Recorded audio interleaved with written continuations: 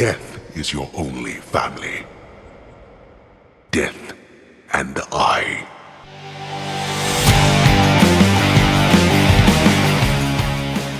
Lately, I've been obsessed with Hades. This roguelite hack and slash indie sensation by Supergiant Games is not only an engaging and surprisingly self-aware take on Greek mythology, but one of the most polished gameplay experiences ever. Being narrative focused most of the time, it was a breath of fresh air for me to be invested in the gameplay so much that I didn't mind dying time and time again to embark on this wonderful, hand-drawn, gory quest of Zagreus to escape the underworld just one more time. During all the fun I was having in Hades, a harmless thought popped into my head. Why is it that these smaller indie studios make meaningful and interesting games like Hades, Ori and the Blind Forest, and Hollow Knight, just to name a few, while the massive AAA companies with all their resources run after making things bigger than ever before? Sure, it is because they can, and that is precisely what people want. Is that the case though? Is it what people truly desire, or have we been conditioned to believe that? Hi, this is Critinity, and we are back with an enthralling, if slightly biased take on the reality of AAA games. The analysis will be divided into three categories: quantity, quality, and the deciding factor. So let's start with the quantity. After all, if you are parting ways with 60 of your precious dollars, you certainly want that sweet playtime. For all the flack Cyberpunk received for its quality, the quantity wasn't any better. 22 hours of main story is nothing to sneeze at, but at $59.99, is it really the best a studio can do? Watch Dogs Legion clocks in at little under 20 hours, which can only be serviceable at best. The Mafia franchise released the definitive edition of its very first game last year, which has its main story at just over 10 hours, and calling that underwhelming would be generous. A franchise that has been a staple among horror fans had me questioning people's financial decisions. Resident Evil 3 and Resident Evil Village don't even break double digits with their main story. Seriously, who's buying this? The latter even costs $80. That's the MSRP of a GTX 1030. Not that you can buy any graphic cards at MSRP these days, but still, I can dump on the inadequacies of these games forever. But let's get into some good ones. Batman Arkham Knight consists of about 17 hours of the main story, and despite all its technical issues, it's a AAA title I'm quite fond of. The almost universally acclaimed GTA 5 has a main story that spans more than 30 hours, and The Witcher 3 has one that lasts for more than 50 hours. Throw in the extra stuff and you are looking at a playtime of well over 100 hours. Now that is an experience worth the big bucks. The AAA titles certainly shit the bed in the playtime aspect, except for the last two of course. Now let's see if the indie games fare any better. The focus was on the main story playtime for the AAA titles, as I felt for the most of these games the extra stuff is so random that the majority doesn't even bother with it. Riddler trophies. Do I even need to say anything else? For the indie games, the main plus extras playtime would be considered, as the extra stuff is more tightly knit, and generally the players are more passionate, so a majority tends to edge in that direction. Stardew Valley, a one-man project, starts off strong with 88 hours, and even just the main story clocking at a little above 50 hours.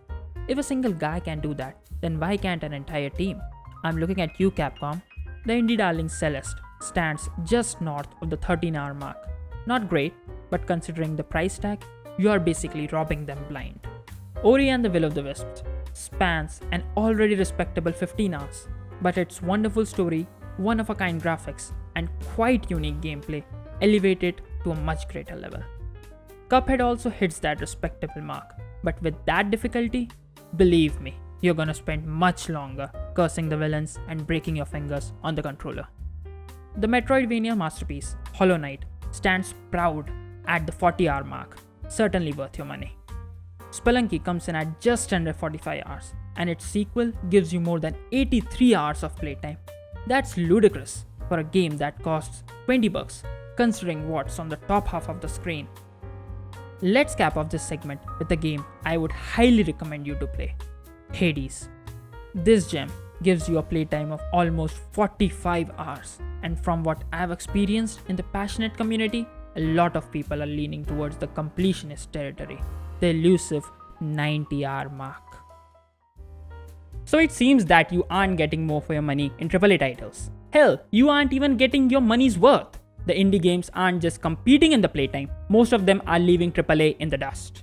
Now I know this data isn't true for every player, and not even for every other game for that matter. It isn't definitive, but it is representative enough that we can draw a conclusion. Even if you disagree on whether indie games give you more content, it can be argued that they certainly give you more worth for your money. But again, this is quantity. Quality is what matters, right? The realistic graphics, the almost never-ending open world, the endless character customization, all of this have it covered. AAA titles would certainly have an edge in quality. That's what you're thinking, isn't it? Well, think again.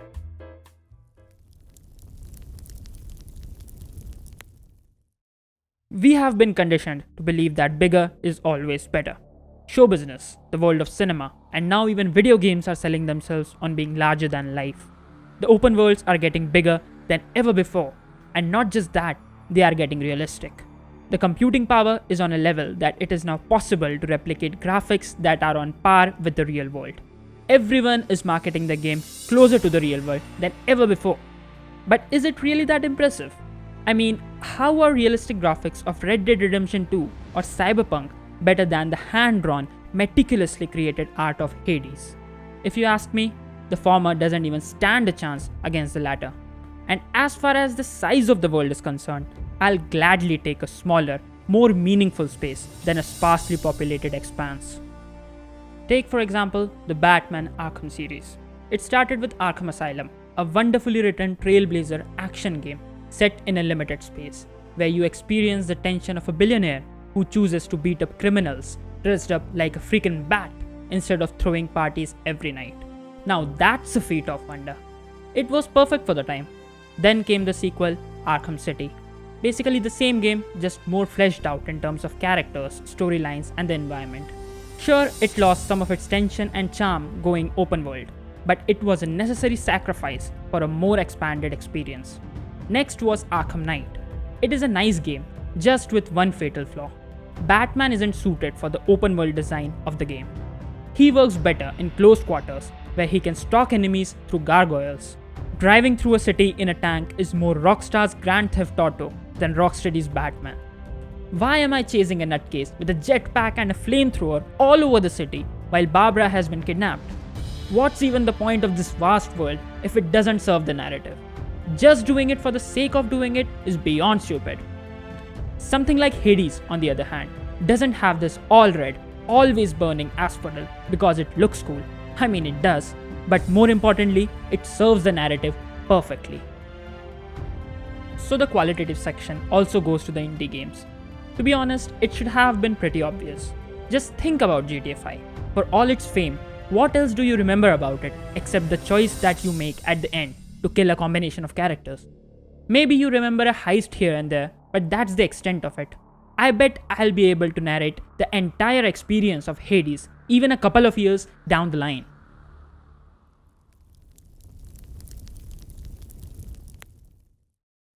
Indie whip AAA across the board.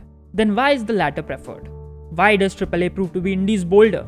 The answer is pretty simple. The big studios are better at what matters the most, even more than the actual quality of the game. Marketing.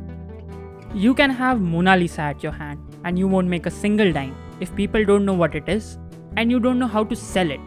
On the other hand, even a broken pocket watch can make millions if Keanu Reeves sell it as an antique that his grandfather smuggled through World War II. So it all boils down to the demand of the customers, and these multi-million-dollar studios are way better at creating the artificial demand than they are at actually making the games. Just compare the 2-year-long marketing campaign of Cyberpunk with the game that followed. But things are changing at a rapid pace. The awareness around indie games has been on an all-time high. More people are recognizing the value of these games, and Hades basically sweeping all the major awards at reputed award shows is gonna do a lot in that direction. So why not join in as well? Try some of the games I mentioned. I bet they'll be worth your time and money. Thanks for watching. Smash that like button if you found this video interesting, and let us know where you stand on this indie AAA debate down in the comments. We are back on our every Monday release schedule, so hit subscribe and we will see you next week.